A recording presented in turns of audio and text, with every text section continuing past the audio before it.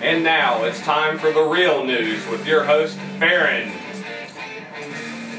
Hello and welcome to the Real News. This is your weekly call-in program where we talk about current events and politics. We've got a little bit different format today. We are joined with Virginia Foxx. I want to thank you for joining us today on the Real News. It's an honor to have you. Oh, I'm delighted to be here. Thank you all for inviting me. We're going to go with a little bit different format this morning. We're going to interview Ms. Foxx for a few minutes, and then we're going to go to the phones, and you can call in and ask Ms. Foxx some questions that you would like to also. To begin with, Ms. Foxx, you probably know me and Brian are staunch constitutionalists, and with that in mind, we feel like it's the duty of our elected representatives to reflect the opinion of their constituents. And I would like to commend you for standing against the bailout. Overwhelmingly, the American people rejected the bailout, and our Congress and our Senate went forward and rammed it down the throat of the American people. And I want to commend you. We played your clip, the one that was called The Day the Music Died, and I thought you spoke volumes in 1 minute. We played it on the air here for our listeners. But I'd like to give you the opportunity just to start with to tell us what is the state of our economy, and has our government blatantly shown us that they totally disregard the will of the people? Well, thanks, Farron, and I want to tell you, I did that 1 minute that morning right on the spur of the moment. I didn't have much written out that day. I just did it from my heart, and it was a very emotional piece for me. It has been picked up a lot. I've seen it in national media across the country, so it has been picked up.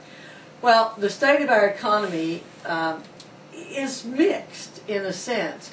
I think we do have still a basically sound economy. We do. What has happened in the last few years is because of bad government policies, primarily through Fannie Mae and Freddie Mac, we have promoted irresponsible behavior in this country. And we've been hearing for years that Americans had not only no savings, but zero savings, because people had gone into debt so much. Home ownership is certainly a worthy ideal, but it's not the government's responsibility to promote home ownership in an irresponsible way. It used to be that if you wanted to buy a house, you paid 20% down or 10% down, and you had to have good credit. You had to prove to the bank or the savings and loan that you had the money to make those payments. Well, again, and it's been primarily the Democrats. This is not a partisan statement I'm making. It's mostly been the Democrats who've been promoting the irresponsible lending. But the government did that, and the government has set a bad model. The government's been a bad borrower. We've been borrowing from the future. We've been borrowing from other countries. So let me say right now that while the economy is still very sound, and actually we're better off than most other countries in the world. You know, we focus on this country all the time, but the economies were already slowing down everywhere in the world when we had our major problem a month or so ago, where the credit lines froze up. And you know, I kept seeing the words, oh, our economy runs on credit, we have to free up credit. Well, again, that's the wrong mentality. That's not the way we should be operating. So the state of the federal government's economy is not good. We are in debt way too much money. For example, on Fannie and Freddie, when we took them over, we took over $5 trillion of liability. Okay? I'm trying to think of some of these other trillions. We have all the liability of Medicare, we have all the liability of Medicaid, we have Social Security liability. Then we took on the $700 billion that we used to bail out the financial institution, the bill that I voted against. And on top of that, the Senate put on $150 billion of pork barrel funding. That was delayed. They gave tax breaks to certain groups, which took $150 billion out of circulation.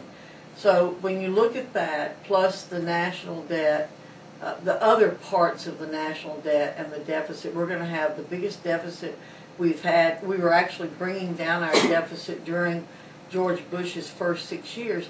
You know, I disagree with the president on a lot of things, but the tax cuts that he pushed through the Congress in 01 and 03 before I got there actually helped our economy boom. Now, had they cut spending at the same time they put the tax cuts in, we could have reduced the deficit and we would have gone in the right direction. Unfortunately, the president is not a fiscal conservative in the sense that he cut spending at the same time.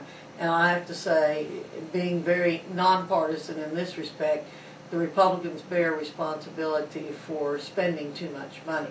Now, my first 2 years in Congress, we actually did cut spending by 0.1%, which doesn't sound like much, but in a $3 trillion budget, that's a lot of money. Now, that's a long answer, but I hope that gives some perspective to it. When we started back in March 1st, by April, Brian had put a tab on our website, The Collapsing Economy.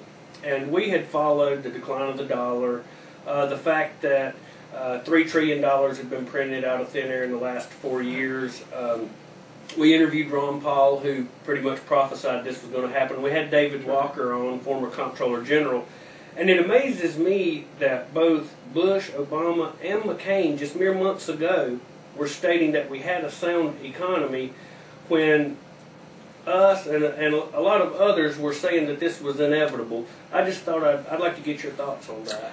Well, you have brought up an important issue. The Federal Reserve has been printing a lot of money and throwing it out there into the economy. That's been part of what's keeping the economy going. So when I say we've got a sound economy, we've got it because the Federal Reserve is pumping out money, which is helping prop it up.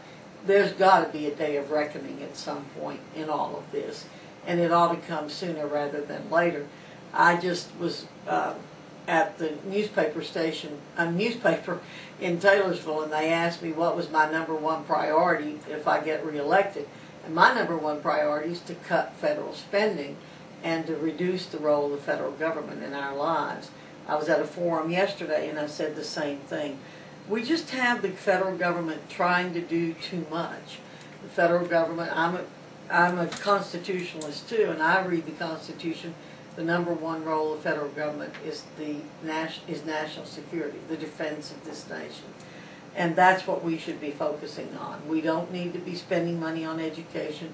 We don't need to be spending money on welfare, on Medicare, Medicaid, all of those things. Those things should be taken out of the federal government and be left to the states if they want to do them, or the localities. Primarily, they should be left to the people.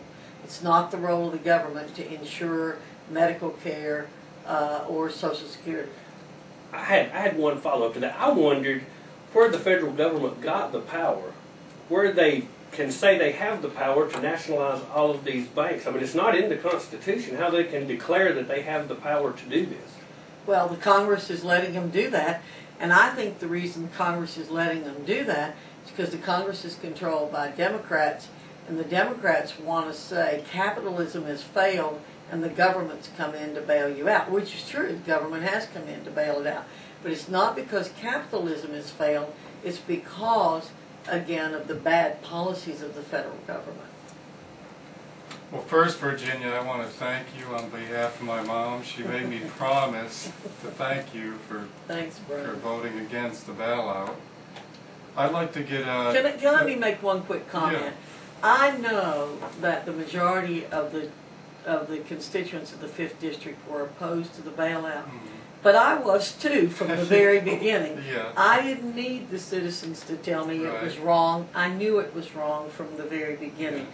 And I'm very grateful that the citizens and I agree on this one. Absolutely. We have mostly agreed, but thank you for saying that.